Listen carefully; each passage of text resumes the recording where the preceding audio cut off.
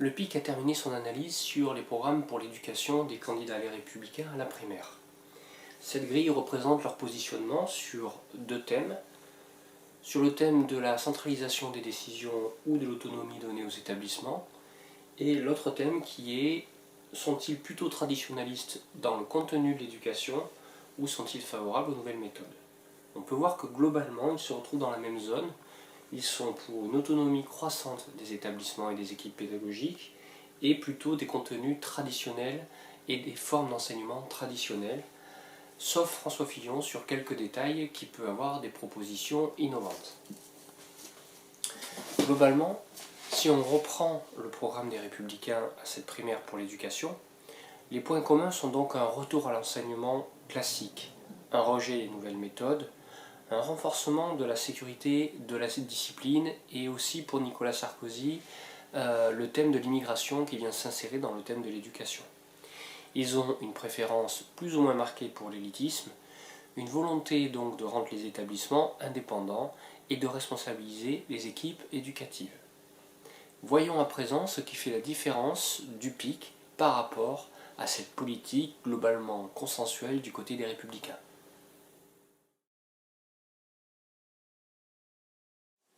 Le programme du PIC rejoint une partie du programme des Républicains sur 2 ou 3 points.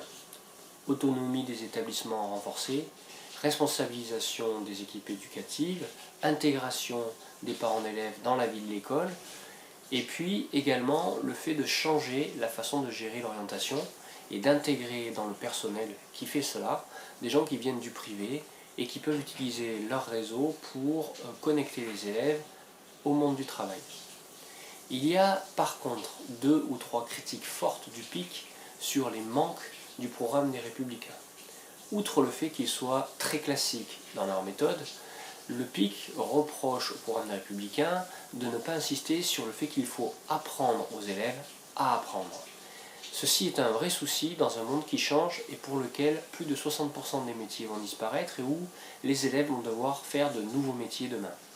Sur ce sujet, une proposition concrète, c'est d'établir un 4e cycle pour les élèves et pour le monde du travail, pour les gens qui travaillent, le fait de pouvoir interrompre facilement et de favoriser cette interruption, l'activité professionnelle pour reprendre des études à 40 ans. Beaucoup d'entre nous veulent souvent changer de vie, se connaissent mieux leurs envies, leurs capacités, mais ont des difficultés à quitter leur emploi pour pouvoir changer de filière. Une autre critique forte que le PIC fait sur le programme des Républicains, c'est le fait qu'il n'aborde pas le problème de l'ascenseur social. Sur ce sujet, une petite démonstration avant de parler des propositions du PIC.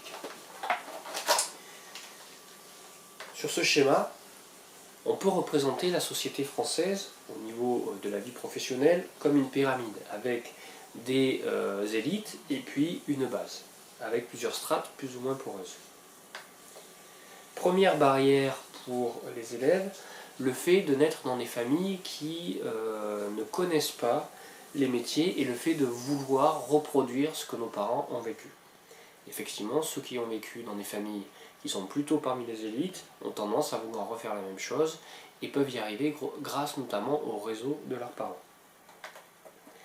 Deuxième barrière importante pour les élèves, la barrière de la connaissance des filières d'éducation.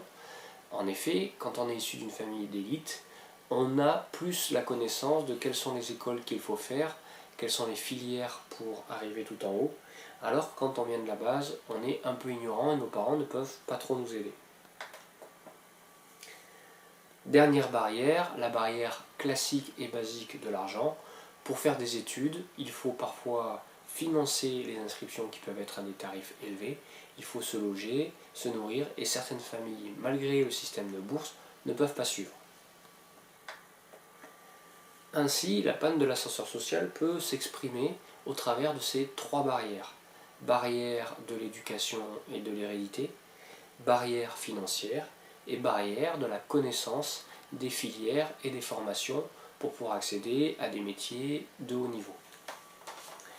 Concernant cette panne de l'ascenseur social, le PIC a quelques propositions concrètes. Il rejoint donc le programme des Républicains sur le fait de mettre l'accent sur l'orientation et d'y intégrer des personnes qui connaissent le marché du travail et qui connaissent aussi les entreprises, qui ont des réseaux. Mais également sur les 3 barrières que nous venons d'évoquer, le PIC veut par exemple bâtir des écoles et des universités publiques de très haut niveau. Il n'y a pas de raison que l'État ne puisse pas financer des écoles de commerce dans lesquelles les meilleurs professeurs et les plus grands spécialistes mondiaux économiques viennent donner des cours pour pouvoir concurrencer les grandes écoles de commerce, voire les dépasser. Elle créerait aussi ainsi des réseaux qui pourraient concurrencer les réseaux des équipes privées. Sur le sujet de la barrière psychologique, ou plutôt de l'hérédité, pour le coup, il est très difficile de lutter contre cela. Nos parents sont nos parents et ils peuvent nous guider selon leurs capacités. Enfin, sur la barrière de la connaissance des filières, il y a, comme je l'ai dit précédemment, le fait d'insister sur l'orientation, et ceci dès le plus jeune âge. Voici les quelques critiques qu'on peut faire sur le programme d'éducation des Républicains, au-delà de leur classicisme, et quelques propositions qui différencient fortement le PIC de tous ces candidats, les Républicains. Merci à tous.